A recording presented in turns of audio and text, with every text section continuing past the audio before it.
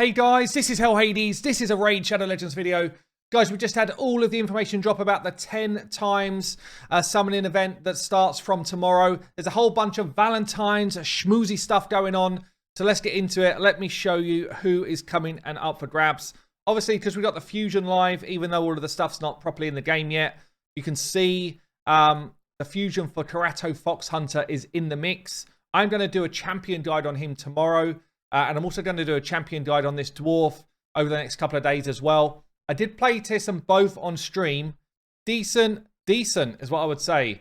But his love interest is where it's all at, and she is not up for grabs in this fusion. But let's go through the different Valentine's champions that are in the mix. And it's different. So basically every day they're going to be doing someone else, which is kind of interesting, I guess.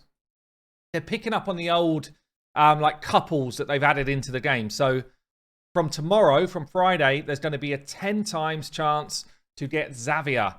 Zavia, very, very good legendary champion. One of the kind of alternative options, I guess, to a Seer, Nuke, speed running. Zavia's in the mix with that stuff as well with her A3, which can blow up all poisons on enemies. And those enemies can't be revived as well. So it's kind of a cool mechanic. Really good for Ice Golem. But you do need a whole bunch of poisons to be laid down before she goes. Someone like a Calvalax is insane for this, but Taurus also really good. There's a few others as well, like Bad L and a few others. But yeah, basically, this ability is what she's all about. She does have a good amount of poison on her A1 for stuff like Clan Boss, Triple Hitter. She does have an AoE and a chance to drop poison herself on her A2. It's not consistent enough to deal all of the poisons that you need to do blowing up. But she is solid. She's a solid champion, good multipliers, and she's actually just a lot of fun. So her pairing is Belanor, and he is in the High Elves. I don't have this guy actually, but honestly, for a Void legendary champion, he's a bit lackluster. He hits pretty damn hard. Everything he does is single target stuff. He does have a drop defense and weakened single target here. He does have a kind of nuke type ability here on his A3. And in his kind of partnership of ability with Zavia, I've not seen anyone really put this to the test and see if it's really that worthwhile. It doesn't feel too crazy, but his extra ability activates this champion's sword leader, which is his A1, which hits pretty hard.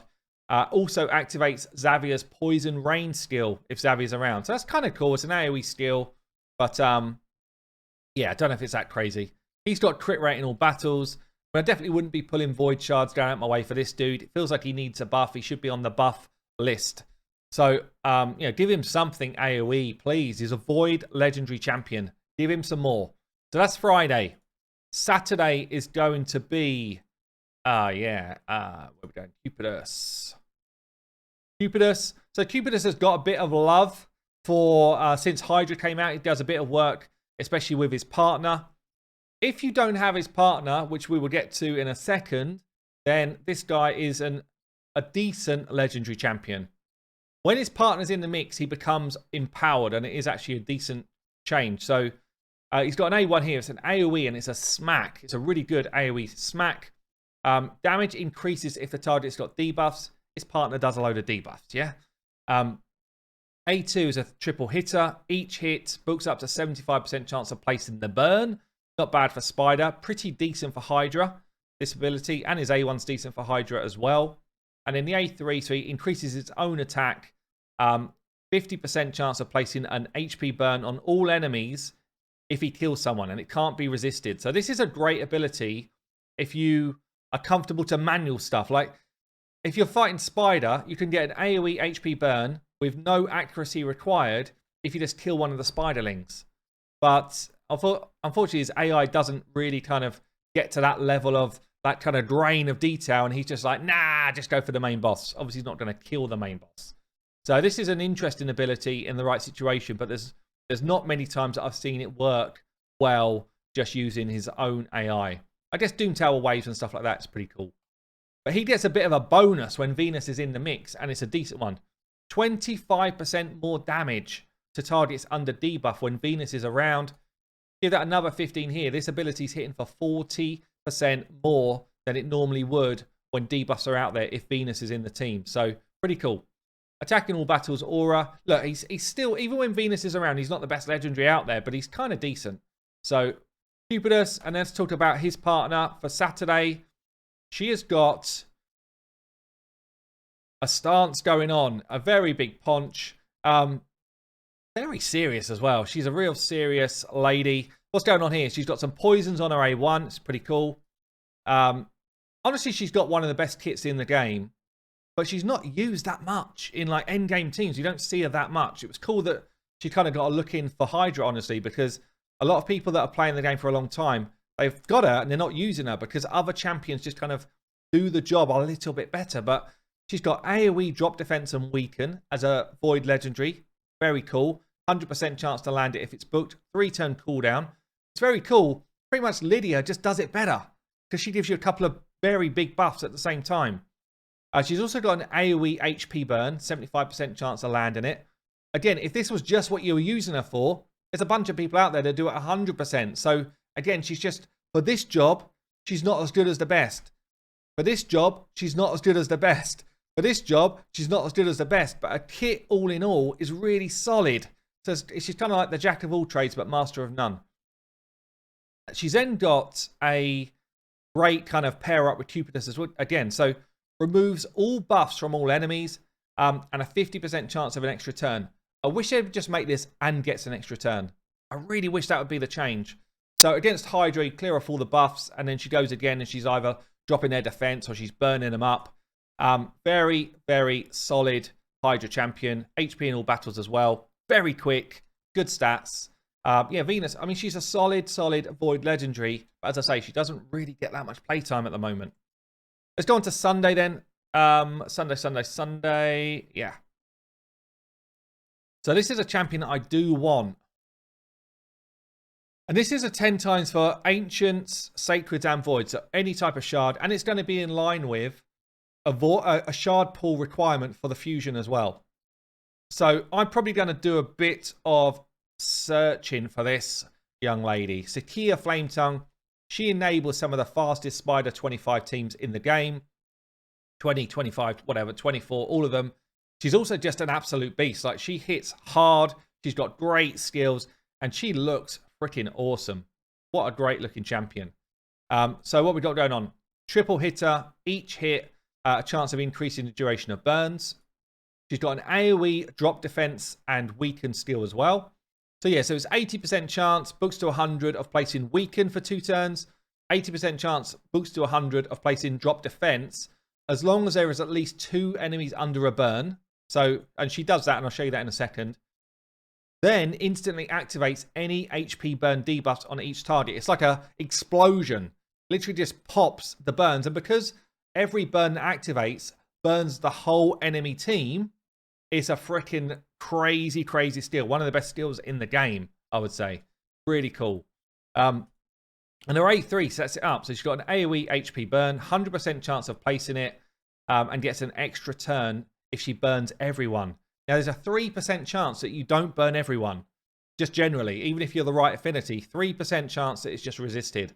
Which sucks when you're talking about Spider, because, you know, when you're fighting against like 10 mobs, the 3% actually starts to swing in quite often. So you can't guarantee she's going to get this extra turn. So she kind of goes full team burn into drop defense and weaken, and then activates all the burns, pop, and then everyone else goes in over the top, and it's carnage, honestly. Very cool ability. Increases his champion's speed by 3 and damage inflicted by 3% for each ally and enemy under a burn. So that's very cool as well. So if you're being burnt and we're burning everyone else, it's mayhem out there. If Cardiel, this is the partner, is on the same team, all allies will heal by 3% of their HP from burns going off instead of taking damage. That's a pretty cool partnership. It's one of the better ones in the game, especially if you know you're going to be taking some burns. So that's pretty cool. Cardiel is an awesome champion. We'll get to him in a sec. And she's got an aura, which is accuracy in all battles. Always useful. Good base stats. Bit low on the HP. But yeah, really cool champion. I think I will be pulling shards for her. So then, on Sunday, her partner. I don't have this dude either. And he is... Oh, man. This is another one I really would love. Cardiel. Look at him. Look at him just strutting. He loves a strut. Great looking champion. Like, literally one of the best in the game. Sweet looking champion. So what's going on here? He has got attacks one enemy, heals by a percentage of his health. Also putting out True Fear. If the target is one of these dodgy factions, yes, he's one of these. He's one of these where it's like, we only don't like 3 factions or 2 factions or whatever. He's got a really nice cleanse ability on his A2, removes all debuffs, then puts block debuffs and revive on death in its place. And you can't strip the revive on death. So he becomes very annoying in an arena defense. Pretty cool for clan boss stuff as well. Pretty cool in stuff like Hydra. So he's just going to take a knock. Don't worry, you're getting back up. Pretty nice. And then he's got his ally attack ability on his A3. So he puts crit rate and crit damage. Means you only need to build your team with 70% crit rate. That's always useful. Puts it on all the team. Then teams up with all allies to attack an enemy. Which not all of these ally attacks attack with the whole team. So that's pretty cool as well. Decreases the cooldown of this skill by a turn if someone's dead. Honestly, if you don't kill one person with this ability in arena, then I don't know what you're up to. And, you know, it just means you get it back super quick. So it's actually probably the best ally attack ability in the game. He's also got this here. So allies receive 20% less damage from champions in Demon Spawn, Undead, and Night Revs. If you think about arena, you know, a lot of the best champions for arena are Demon Spawn, Undead, and there's a few Night Revs as well. If you're thinking about Duchess, you're thinking about Kaima. All right, they're not big damage dealers, but they're in there. Undead, you've got Siphi, you've got Rotos, Michal potentially. Night Revs, you have like these Skull Crown combos with Sicia. You have Hedgie coming in, sometimes a nuke Hedgie. There's actually a lot of damage reduction from relevant champions here. Whenever an ally attacks, 15% chance to team up with them and join their attack. That's also really cool. This attack will attack with their default skill, always joins with Sicia. So this happens all the time. If Sicia's in the mix, he's like that. I'm coming in, babe. I'm coming in with you. Attacks if they're on the same team. Can only join an ally attacked once per turn, blah, blah, blah. So there you go. Speed in all battles as well. Insane base stats. Cardiel is a beast. I probably will be going in the mix for that one as well. So then we do have Monday. So we don't normally run right through to Monday, but we are in this one. I don't know if the Fusion kind of like Shard event will still be active. It probably won't. We haven't had the timetable yet, but it probably won't. So this will probably fall outside of the Shard pool. Check the dates. Check what's available for you. Make sure that you kind of do your search before you go into it. But this is going to be Rotos, basically a beast, an absolute beast of a champion. Would you believe he was nerfed? This guy used to be even more crazy. But yeah, he has got drop defense A1 and a chance of getting an extra turn. It's a reasonable A1. Cool. The extra turn bit is the cool thing here because even if you get locked out by a warlord, he gets back to his abilities really quick. He's got an A2 where he's stealing or decreasing enemies' max HP, but absorbing that HP into himself. If he gets it up to 60k, so he's allowed up to 60k more health, which is mad as well, then he can start block reviving people. But honestly, this number's too high to make it really a relevant ability. Decreases the max HP of bosses by 30% instead. And yeah, he can definitely like solo Scarab or stuff like that if you wanted him to. 2-turn cooldown on this if booked, and it hits pretty hard.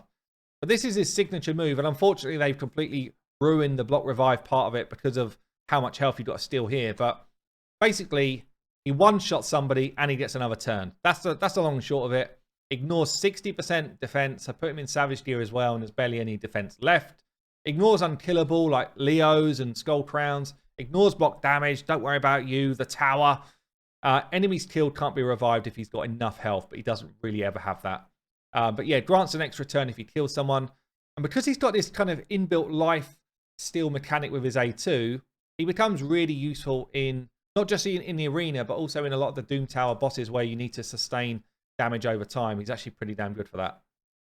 He's got this passive as well, which is where he links up with Siphi. So will decrease damage from enemy hits so that incoming damage from any single hit will not exceed 50% of his max HP. That happens whether Siphi's there or not. Basically, you smack him with your biggest hit, he will lose maximum half health, and then he cuts in. He's like that. Now it's my go. Even if it's like a champion that gets an extra turn from killing someone, like a Candy, he still cuts in on Candy. He's like, no, wait your turn, Candy. I'm going in. And he goes in and hopefully just one-shot someone. Before the nerf of Rotos, even if he was like the last person alive in an arena team, you still worried that you'd lost a fight. 100%. You were like, this could go either way for sure. So Rotos used to be an absolute like unplayable champion. Now he's just a beast. But yeah, if he's got Siphi in the mix, decreases the damage taken by bosses by 15%. That's normal. 30% if Siphi's there on the same team. So he doesn't get a ton of extra stuff himself, just a bit of damage reduction from bosses if Siphi's around. But he kind of does, he still gets more because of this. So Siphi's passive here, when she's kind of helping him out, she's always healing people. She's always giving people a chance to remove freezes and fears. But for Rotos, she's like that. Debuff's gone. Now get in the fight. She's like that. Clean them all off. Every single turn, he just goes. If he's frozen, doesn't matter. It's gone. If he's stunned, no way. He's going in. So this is a pretty nuts passive when she's in with Rotos. And it's why her and Rotos become this kind of like almost fairly unkillable team in the arena. That's why they're so consistent in terms of arena offense. So Siphi, what's going on with her? She has got the Fly Zapper on the A1. 100% chance of sleeping someone, and it doesn't need accuracy if they don't have block buffs out there. She's just like that. Sleep, sleep, sleep. It's perhaps the most crazy part of her kit, honestly. It's really, really strong. You just choose. As long as they're over half turn meter, she's like that. Take a nap. And they do. She also heals people off this A1. She's got 3 great debuffs on, great buffs on her A2. 4-turn cooldown. Block debuffs, increased defense, increased speed. Oh, why don't we throw in a little turn meter boost as well? Very, very crazy A2. And then she's got a great A3 as well. So she's got a single person revive with a decent chunk of health, over half health. Remember, Rotos cannot lose more than half health in a hit. That's why it's 55. Also gives them full turn meter. Also a bit of increased attack. I'll tell you what, why not a bit of increased crit rate as well? And get yourself back in the mix. It's a very, very cool A3 as well. So she's one of the best in the game. Rotos is in situationally one of the best in the game. She's got great base stats. So, I mean, there you go. They're spoiling us with this ×10, but we're still in this position of like, ×10 is just nowhere near enough anymore. We've got so many champions in this game now. You know, it's, I think probably within the last 18 months, I don't know if we've doubled the number of legendaries, but it feels like it. There's so many more that a ×10 event is really kind of weak source nowadays. But anyway, we're probably going to be pulling shards anyway if you're going for this fusion. So I guess pick your moment. Pick your moment when you want to do it. I've been Hell Hades. I will see you later.